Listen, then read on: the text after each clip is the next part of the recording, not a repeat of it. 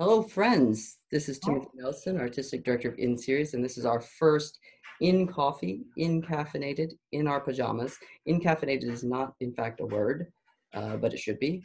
I'm in my pajamas. You can't see them. And I have with me Susan Galbraith, who is, among other things, what is that you've showed us? My son's lizard T-shirt, which is kind of counts as pajamas. Well, I meant to go buy some pajamas because I realized I don't have any, but I'm being more honest. This is what I sleep in. Susan Galbraith is the artistic director of the Alliance for New Music Theater, among other things. Susan, how do you think of yourself first and foremost? You have a very varied palette of talents. Well, I think of myself, I think as a person of theater. And probably like Henry Miller used to say, I do what comes next. I do the thing that needs to be done. And if what is needed is I step back and have a larger vision about things as an artistic director, that's fine. I probably started off as a performer, as many people do in theater. Started out as a performer, and I loved writing. I still love to write. So I think of myself as a playwright / poet. And also, in terms of writing, I had the opportunity to study with some very interesting major writers, critics in London in particular. So I was able to, I have been able to write on theater criticism, and particularly in recent years on opera, which has been very satisfying to me, because it gets me to have conversations. Why opera from your theater background? Well, that's interesting. I didn't think of I still don't think of myself as a very well educated opera goer or reviewer, but I have seen lots and lots of opera, and I realized that from my earliest years, music theater was how I took things in. I grew up in Indonesia. I grew up in Singapore. I grew up in a lot of different places where music and theater is not divided as sort of separate worlds. So sound theater and sound and movement theater were things that just were normal to me. So I love more and more to see both Eastern and Western styles of music theater, one of them being opera. And when it's good, there's nothing better. And when it's bad, it can be, shocking. But for me, it's also giving people handholds. People who say, I don't know opera, but I know what I like and I don't like opera, is very strange to me, because a lot of people have made up their mind that they don't like opera and they haven't really seen any. So I love to I approach opera as something that is about theater. I don't approach it as a musician or as a critic of the musical language or music language of opera. I approach it as theater because I think that's the way many of us can get to know it and love it. It also means you don't hold it too preciously. Right? Well, I don't go in there with my, nails ready to pounce on if a singer chooses not to sing the high, whatever the note is. That I'm not looking for that. You write for the DC theater scene. I write for DC Theater Scene, and actually my editor-in-chief, Lorraine Trainer, and she was wonderful because I was first writing for theater. And I said, Lorraine, you really should let me write something about opera. She said, oh, no, we don't do opera. And I said, well, it is consummate theater, and you should. And in fact, she let me and continues to let me, and probably opera people know DC Theater Scene because of my writing on opera, and they love following it, which is great. I mean, it's great to know that I have a new audience and that DC Theater Scene has a new audience. It also means we owe you a debt of gratitude. Well, it's a wonderful opportunity, and hopefully I can bring more theater people to learn and to appreciate pieces of opera, and hopefully opera, as it is developing into a more nuanced and sophisticated genre of theater making, and that includes performance, or particularly includes performance. And tell me about the Alliance for New Music Theater, because I first heard about you when you were doing Black Pearl, which I think sounded like the most amazing project. And I hadn't heard of the Alliance before because I just moved here, and I've enjoyed hearing you talk about it. Maybe you can share what we've talked about. Sure. Well, I should first say, historically, Alliance for New Music Theater was a total collaborative organization, not even an organization. It was a workshop for composers and librettists and book writers and composers of various styles across the spectrum. And it was way back in 1994. And my understanding is that Hal Prince and Steve Sondheim and Opera America and several organizations and individuals, including NEA and several theaters, music theaters here in the DC area, Washington National Opera and Signature Theater in particular, were responsible for coming together and wanting to enlarge the conversation about what is music theater. So there was a composer librettist studio set up, and 5 composers, 5 writers, and 5 performers were selected to come together. And Carla Hubner was also a big champion of this. So she was in on this from the beginning and helped midwife, if you will, some of the short pieces that were done. And wonderful group of people, so that every 2 or 3 days we were paired in different combinations and had to come up with a short assignment. It could be a musical, it could be an experimental work, blending music and theater. It could be opera, it could be anything across jazz, all kinds of new languages to push the boundaries of what permutations there could be. Was this surprising then? Because now to me, it'd be very surprising to see these organizations which we don't think of working in the same form coming together. Well, none of us who showed up, having been invited to this, really knew what we were in for. And it changed my life, because up until that point, I would say I was more of a straight theater person from a professional standpoint. But for me, it changed the way I wanted to do theater. I got so excited about the collaboration aspect of it and all the different permutations that I thought this is what I wanted to do, to bring music and drama to bear. And many years later, I met Helen Préjean, the nun who sat and walked with the person on death row in his last walk. And she has seen her work portrayed in a book that she wrote, in the movie, and in the opera.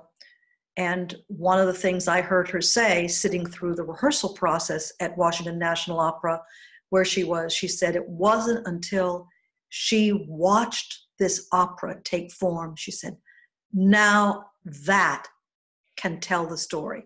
Because drama, in fact, does tell the story, and music breaks open hearts. And I thought, that's it. That's the commonality of all of these forms. It opens people to the experience, because that's what music does. I wonder, you and I have been talking, and this could become a huge discussion, so we won't let it, but we've been talking about Shakespeare and Verdi, and because we both watched Macbeth.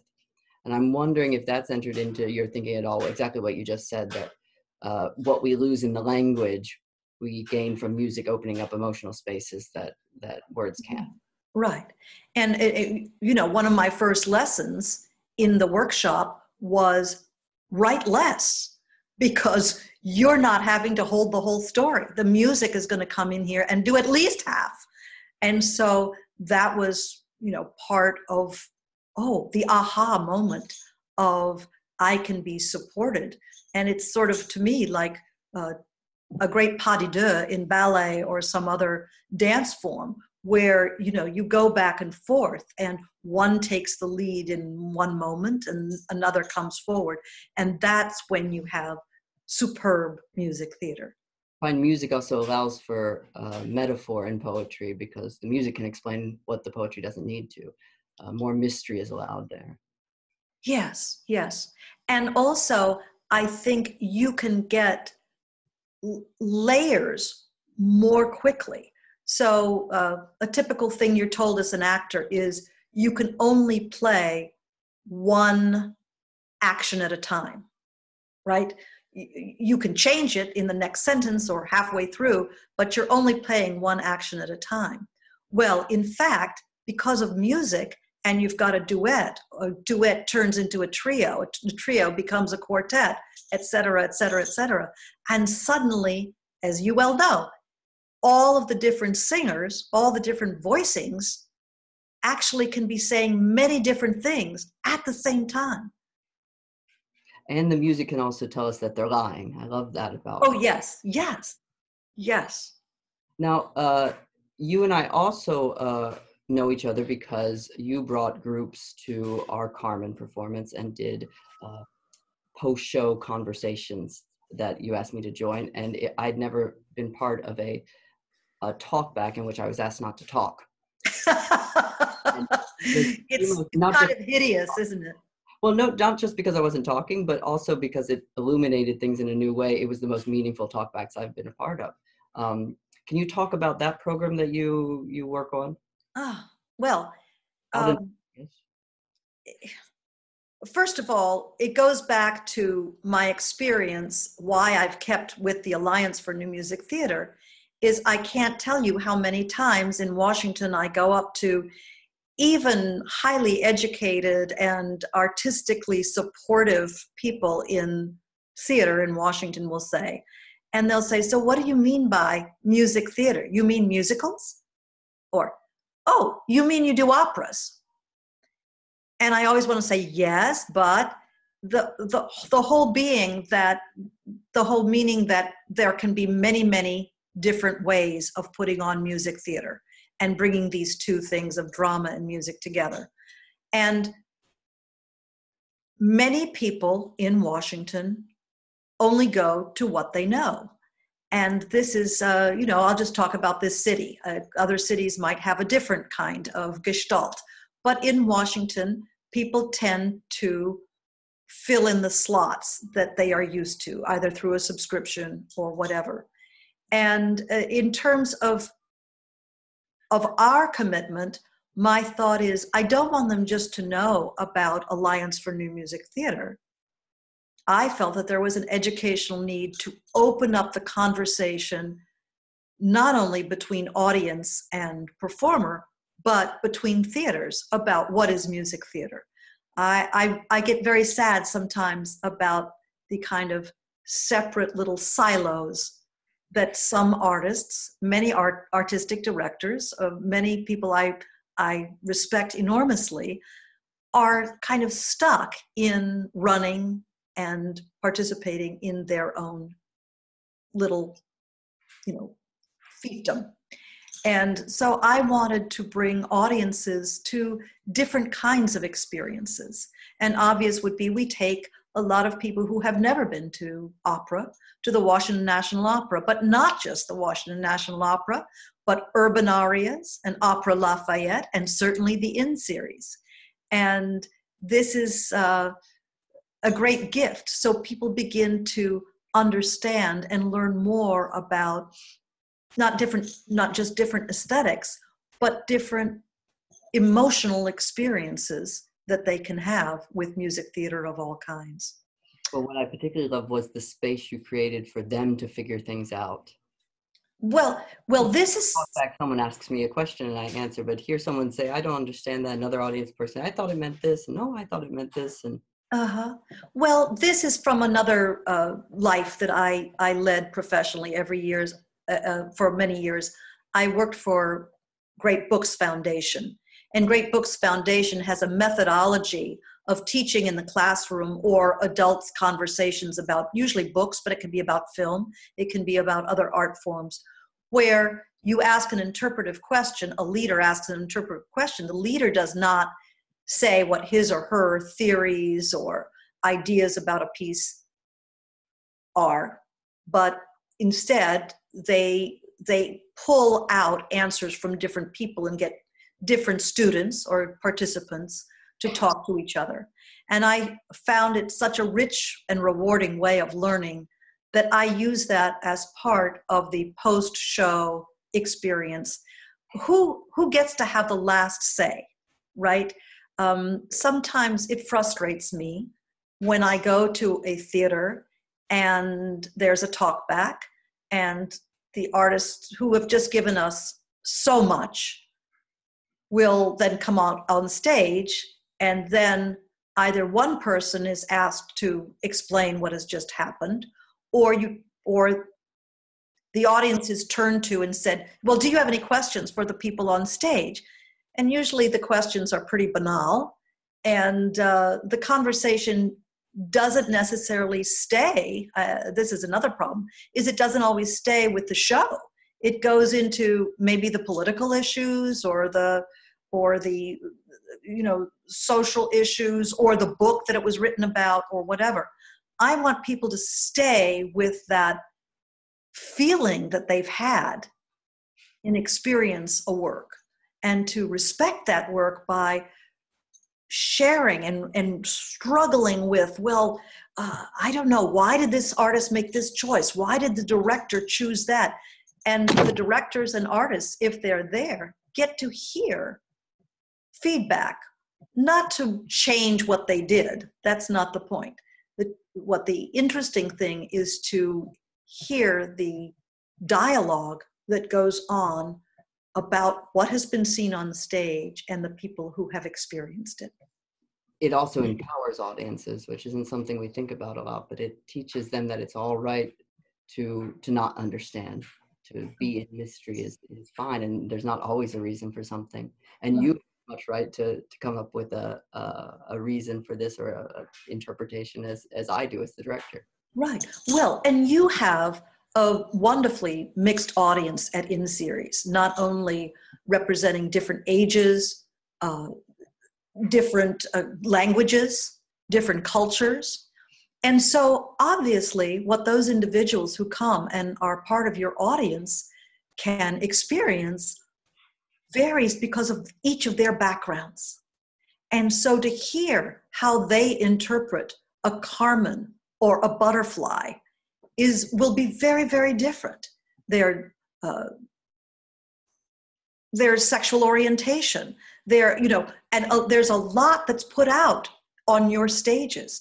And so it becomes a real cauldron of excitement, because almost dangerous, you can hear the tensions that are played out in front of the audience. And watching those groups try to figure out Carmen's gender. Absolutely, which was one of the conversations we had, right? And it taught me actually more about the piece. Ah, interesting. Now, well, and then also every performance is different. And you realize that when you have these conversations, because audiences bring different responses. They laugh and clap at different places. The performers respond in different places. And then you have this conversation and it's like, oh, we did a Kafka metamorphosis, and suddenly, which is can be interpreted many different ways in terms of the literature, but in terms of what we put out, which I learned so much because someone said, well, the bug it's about the person's a refugee and doesn't belong here. Oh no, the person is gay and is not come out yet. Oh no, the bug is this. So the struggles become different and are allowed to be different and speak to the individual audience member. Now we've shared some conversations because by complete coincidence we have similar, not taste. My taste, your story. One of your guiding lights is the great director Peter Brooks. And of course, one of my guiding lights is Peter Sellers.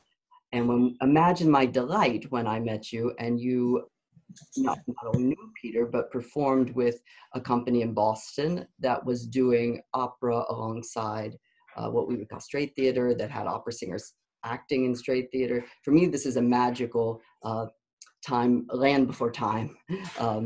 And you were part of that. I wonder if that informed also your ability to not see a line between opera, theater, music. Yeah. Oh, absolutely.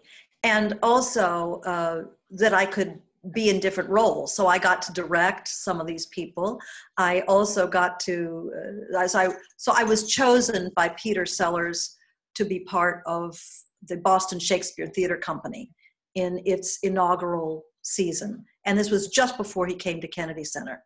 So it was very exciting to me initially because Peter and I both loved Japanese theater and Asian theater. And that kind of theater training is closer to opera than it is to what we'll call American straight realism theater. Because of stylization?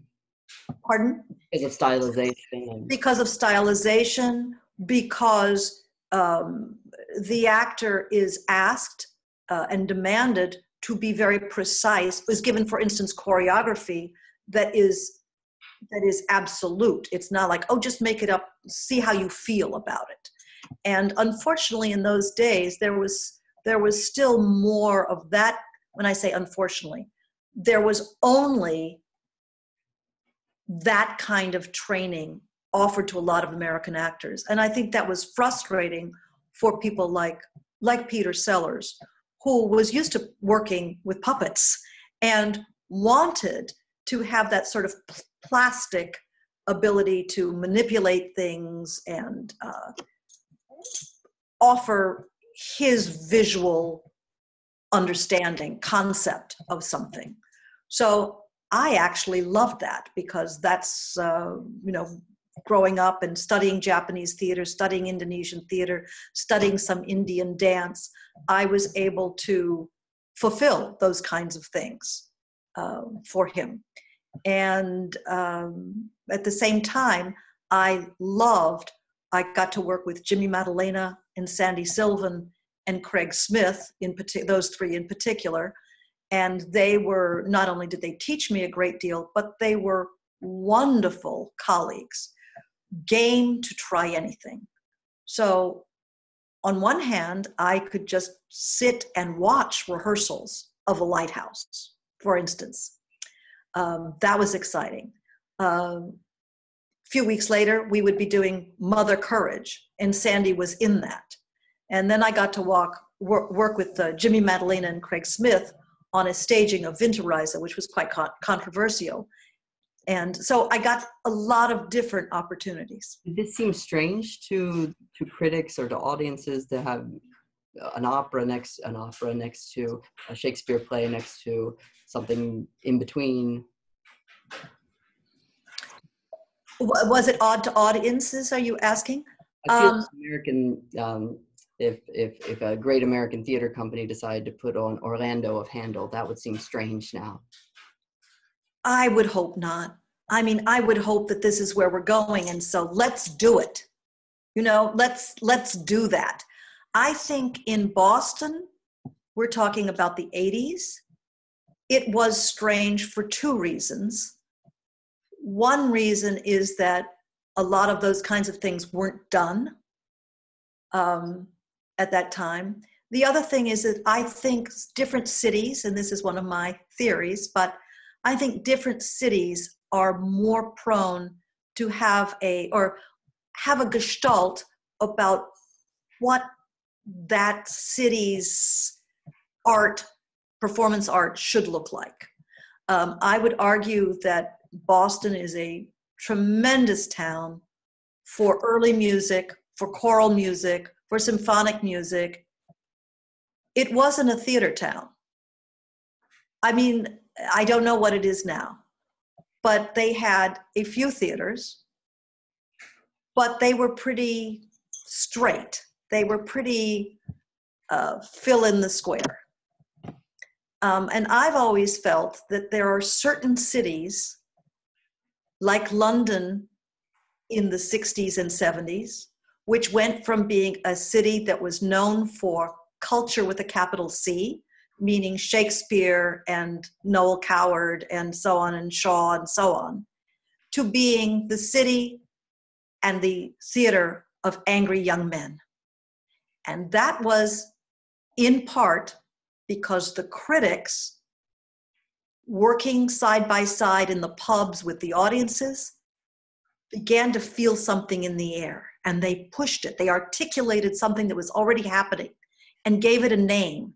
And that became the conversation for audiences who went more and more to see Osborne and Pinter and Wesker and so on and so on. I think the same thing happened in Chicago in, 80s and 90s. That was, the gritty realism of Chicago and Steppenwolf and all of those kinds of things. I loved that. I loved the Chicago theater, and it created something that was very powerful. And even if people didn't always go to the theater, people understood and were proud of Chicago theater because it said something about them. They identified with the art forms. I'm not sure it ever happened in Boston in theater. If Peter had stayed longer, perhaps. I would like to think there's a moment happening in Washington that could be Washington as a music theater capital. We're not totally there yet, although there's some very exciting music theater going on here. But the critics and the audiences and the theaters have to be all on the same page and get it. How do we get there? Well, this is the conversation we need to be having. First of all, music theater is theater. Opera is theater. So Theater Washington needs to get on board with it. That's one. The second thing is I think there does need to be a dialogue of programming where your piece is talking to my piece or somebody else's piece, urban arias. And so whether it's mini festivals or whether it's these post conversations or just things that conversations like you and I have about what are you trying to do? Oh, that would be exciting. Can we share developing a children's chorus that could do some really interesting work together? Some which we're thinking about, some which we haven't even thought about yet, but might come from the next generation of young people's needing to tell their stories. But I say this as music theater because Washington is a place where so many different nationalities, so many different languages, we are already, just being on the street, have tuned our ears to hearing different sounds. So international music theater forms, I think, can be developed here in very exciting ways. Carla was doing this very early on. You're picking, she was the queen, right? Say that again? She was the queen of putting out dual language, cross-cultural work. And there are, you could say that also, Washington National Opera in a whole different other cauldron, they're singing in different languages and they're training singer-actors.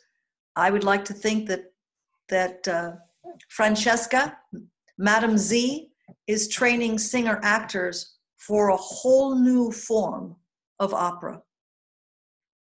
Do you find you have a crossover audience, that you have some opera folks and some theater folks? And more and more, partly with our, what you call our outreach thing, our live and about, our audiences come to other things now. That's wonderful. That's why you mentioned Black Pearl. Black Pearl is a show about the music of the Gullah people, and including, there's an African song in it. Now, this is not a piece that I developed, so it's not an original piece like most of the work that we do, but I loved the play, and I loved Roz White is a phenomenal performer, and I loved the opportunity to just have it's not sung through, it's not opera, it's a dialogue play with songs, but it's so enriched by its music. So well, I found out about it too late, but from what I read, the way it talked about cultural appropriation, which is very much part of our conversation, particularly in music theater right now, I think was really important. Yeah, well, and we actually developed it because we were supposed to take it to China. The area of China where I worked in for many years was an area called Shenzhen, 45 minutes or so from Hong Kong, and was developed by raising a whole mountain range. And so there's no indigenous culture there per se. It's a place where people wanted to make money, and wanted to make money in the true capitalist form that they could. So the arts are not particularly weren't particularly cultivated there. And finally, after several years, this was acknowledged, and it said, we need to encourage young people to listen and to look at and to their own art forms. And most of the young people in Shenzhen were listening to Western rock, to be quite honest. I would say soft pop. And so they had no interest in classical Chinese opera or music theater of many kinds, maybe Cats or something like that they would like. So the whole idea that we started talking about was to create sort of cultural exchanges where we could bring things there, we could develop things there, they could bring things back here, and we're still hoping that might happen in some future. Yes, because cultural appropriation is, of course, how it's always been, and it's a wonderful thing, and it's an organic thing. I just met a harpsichordist from Hong Kong that lives in Indiana, but she's now making Brook recordings on traditional Chinese instruments. Oh, wow. Which changes the form and changes the music. And Right. Well, I've worked with a lot of Balinese. Balinese are instinctively plastic because even their stone is very soft. So they're changing things. They're always incorporating new, this is hundreds of years. They incorporate whoever is tromping through and their ships coming through the Spice Islands, right? But the Balinese directors and choreographers are extraordinary in terms of the things that they're putting together. They also use shadow puppetry. Yeah, which is amazing. Yes, which we're working with the Indonesian embassy. Hopefully we're going to be developing together a piece about water, because it is an island nation, and its success is because it's an island nation. But with global warming, of course, they have very, very big challenges ahead of them. And they're trying to lead the world in some of the difficult choices that they're going to have to make. There was a wonderful exhibit on shadow puppets at the British Museum a few years ago, and they were all different ways of telling the Ramayana. Yes. One of them had repurposed, I think it was Balinese, had repurposed Balinese shadow puppetry to educate on HIV prevention and also domestic violence, and how these old forms are retooled is really fascinating, and sort of the same thing we should be doing with opera. Same thing when I was in India, there was a retelling of a part of the Mahabharata that is Amba, who changes herself from a woman to a man. And they use that story to explore transgendered issues. Absolutely. Well, they use the great stories always. Each village might say, okay, we have this wonderful young person here, Tim, and Tim is getting married, but Tim is having problems with his father. So let's do this scene from the Ramayana, which will then be acted out at the wedding so that everybody can laugh and recognize this, but will also learn from this what needs to happen for us to go forward in a harmonious way. Which brings us to Peter Brook, of course, and the Mahabharata, because I wanted to mention, of course, he did do some operas later, but his early career was all theater and film. But music was very important to that, and how it was made, actually, not just the soundtrack, but how seeing them make the music on stage. Right. Well, he was my first mentor, if you will, first of all through books, but then I got to workshop with him and even got to travel with him when they were doing the Eek in Minnesota, where I was living at the time. And so I got to know him a little bit in Europe, and then I got to also know him, or know his company in Minnesota briefly. So he is somebody whose work, and he and I used to talk about this. It was like we were having the same dreams, because I did an Ubu Jari, an adaptation of the Ubu, Alfred Jarry's Ubu plays, and he was doing one. I was working on Chekhov. He was working on Chekhov, Cherry Orchard, with his wife. I was working on Ramayana. He was working on a Mahabharata. So it seemed like there were so many things like that. And I feel as a theater director, he taught opera how to reimagine itself, not just with the Carmen, of course, but with the Pelléas that he did for a piano and 4 singers, or the recent Une flûte enchantée, which is his magic flute for just a piano and a few singers and some sticks of bamboo. That reimagines the piece as a piece of theater.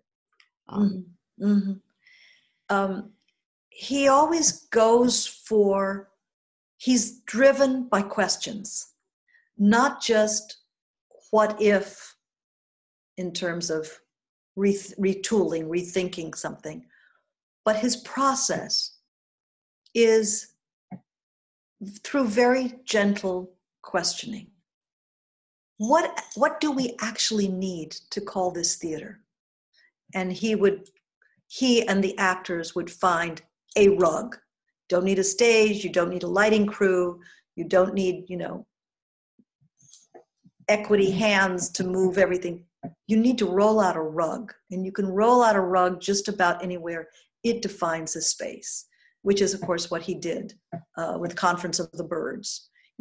What can we do? What does it mean how many instruments do you need and still, or how few do you need, and it still is an opera, And the Mahabharata. And the Mahabharata. The longest and most important epic, and with a few actors and some drums. Yeah.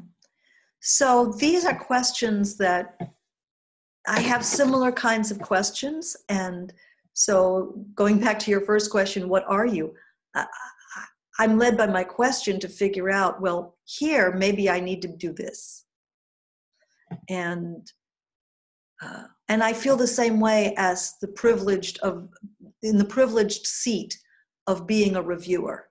I am so delighted when I come to your theater, and I can sit there and try to puzzle out what you and what the singers are trying to do, and follow it and follow it and follow it where I don't follow it. So why do you think they made this choice? Or what happens here? Oh, there, that's what's going on. So I don't know, it may not be what you had in mind, but the journey is really thrilling. So I can have as much fun or more sometimes in the seat, and that's why I come back to your shows more than once, in the seat watching one of your operas. I always say I almost enjoy seeing performances I don't like more than performances I like, because I learn about my own taste, my own aesthetic, what Sure. values by having to define what I didn't like about something. Sure. Well, and you know, here we are in the middle of a pandemic, watching every night for me, in my continuing education of opera, and I'm watching HD in the Met not once every 6 weeks or once every 2 months, but every night. You have And I have and and it's wonderful opportunity for me. But just what you're saying, sometimes the things that I think I'm going to like, I'm going, gee, I'm not sure about this. Things that I didn't even know I really was going to sit through the whole thing, I end up going, wow, and oh, if I could tinker with that, or if I could get Tim to work on this, boy, wouldn't this be exciting? we both had that experience with Puccini's Fanciulla d'Oest. Yes. We both expected not to like it, and it was not only a great performance, but it's a great piece. It is a lovely piece. And the fisherman and the pearls. What a gorgeous, gorgeous piece. Yeah. I was offered Nixon in China by a company once. And about a year later, they said, we can't sell Nixon in China. So would you do A Quiet Place, which is Bernstein's opera? And I thought, well, if you can't sell Nixon in China, you can't sell A Quiet Place. But I said, okay. A year later, they said The Pearl Fishers instead. I said, from Nixon in China to The Pearl Fishers, I'm not sure I'm the right director anymore. Would you give me a year to think about it? And I can't do a piece if I don't love it. And I fell head over heels for The Pearl Fishers. Oh my gosh, it is exquisite for all kinds of reasons. And again, we all, you know, as I said before, we bring our backgrounds to it. My growing up basically in island nations, Singapore and Indonesia, it's just, I get it. I get it on some level, which the composer, I mean, I get it for our times, is what I'm saying. Even because it's usually given short shrift dramatically, I think it has a concision, it's precise, it's clear, it's simple in a wonderful way. Beautiful music. Do you know what you're watching tonight? No, I don't. I always get my orders from Dwayne, my partner. He's in charge of and I haven't seen the last couple. Do you share any of the upcoming projects or things you're dreaming about or things you'd like to dream about, but you? Well, of course, we're still waiting to see where we're going to be, if we're going to be in the DuPont Underground. Okay, so you can tell us about the space. Well, the space is a very unusual space, and it's not a space for all kinds of music theater, but for a cappella music, and as a place that draws people from all backgrounds, and especially young people, not your usual opera suspects. It's a wonderful space to explore, and part of what I love about it is just to uncover the space itself with all of its music challenges, sonic challenges, we'll say. So that's one of the things that we want to do. We have two pieces that have been in development for a few years, actually. One of them is, we call it the Afghan Women's Project, but we are being partnered now by the ambassador of Afghanistan, and she is very excited. She thinks it's no more important time than now to tell the story about the importance of women, not only in Afghanistan's history, but their role in helping to forge a real peace for that country. So we're working hard on that. How does music? Pardon? How is music a part of that piece? Well, it's a cross-cultural piece, as much of the work that I do as a director is. So I brought together actually two different Afghan composers. Both of them play the rabab, which is the national instrument, beautiful instrument, and it's a gorgeous sound in the DuPont Underground, I have to say. But Milad Yusufi was our first composer, and he unfortunately is in the British Museum now, holed up, but he wants to eventually help bring our work there. But Qurashi Roya is another composer, and his deep understanding of Afghan country melodies and mountain music and so on. It's incredibly haunting. And so his music, they are part of it, as well as Dawn Avery, who's part Native American and plays the cello. So there is such a gorgeous sound melding with the cello and the rabab. That so those are, and then we of course we use the tabla. So it's 3 instruments that will be part of that musical scape, and then 12 people, and 12 or 13 actors in addition to that, who are singer actors. The Greek play, right? Yes, it's we're using Euripides' anti-war play of Trojan Women, but we're setting it in Afghanistan. And of course, what's interesting about Afghanistan is the Greeks were there. So the Hellenistic influences can be found in some of the ruins and so on. And Afghanistan is also, actually much like Indonesia, a place where all of these different cultures and religions went back and forth. And so there's a richness that I think is appropriate. The other thing is I worked with for 2.5 years with American women veterans who had seen combat in the front lines for the first time. And I was very interested in bringing women together to talk about what did that mean as women. Mm-hmm. So it's actually 3 or 4 worlds that I'm dealing with in this piece. A little ambitious. Yeah, but Afghanistan's the right place it is many worlds at once. It's incredible. It's incredible. So that's one piece. And then I'm also working on a piece based on the research that I did in the Southwest at the border about people coming across our border. And we're calling the piece On the Road to Aravaca. And we have a Mexican composer who will be working on this. And so those are the 2 pieces I'll talk about right now anyway.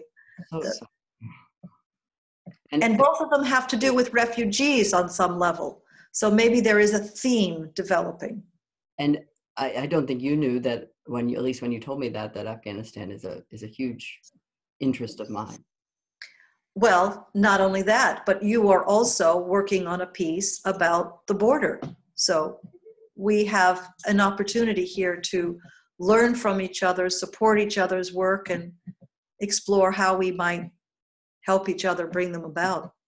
So you've thrown the gauntlet, Susan Galbraith. How can conversation expand into a larger conversation that educates audiences, but also educates our peer organizations, sort of changes the way people see the divisions that don't actually exist there? Well, I think this... part of the problem. Pardon? Is the word opera part of the problem?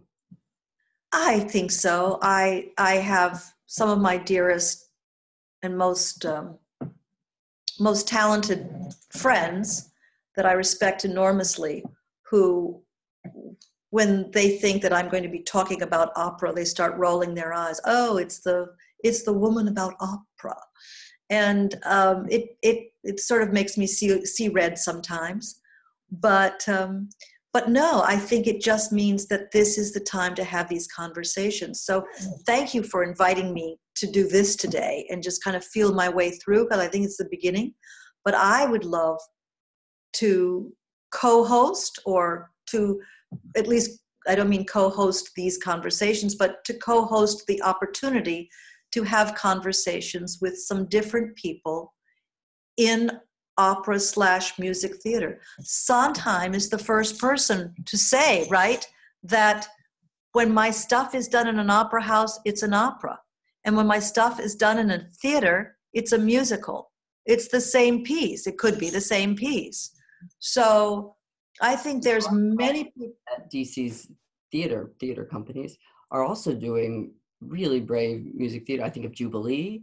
I think of Mosaic's Theater, Tharp, about Henrietta Tharp, Rosetta. Rosetta. Yeah.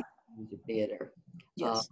that it's, so it's not just us that need to be considered theater, it's also them that need to be considered musically at the same place. Right, right.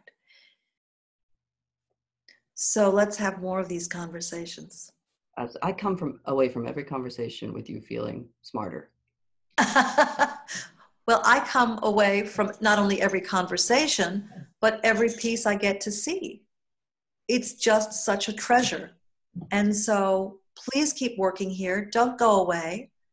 This is I think you are part of the solution of making Washington the international music theater capital, capital M, capital T. It already has intelligence, which is incredible. I can do pieces that I know will be understood here because people here are so smart. Mm. We just have to shake things up a bit. But Peter was here, of course, which I always forget at the Kennedy Center. He was, briefly. And I can't imagine those were conservative projects. Yeah, I actually didn't see his work at the Kennedy Center. I know he brought some things in and he shook things up. I think he was one of the first people to actually, before it was called the Millennium Stage, actually have things in the halls, have things in spaces that were not up to that time used. So God bless him for that. But there's much work to be done. Yes, and there always will be. Yeah, yeah, yeah. Great. Thank you for joining us in your pajamas and with a cup of coffee somewhere this morning. Somewhere. It's has been drunk. Being our guinea pig for this. But let's do more. I love it. Me too. And we will see you whenever we escape from this. Thank you, Susan. Bye.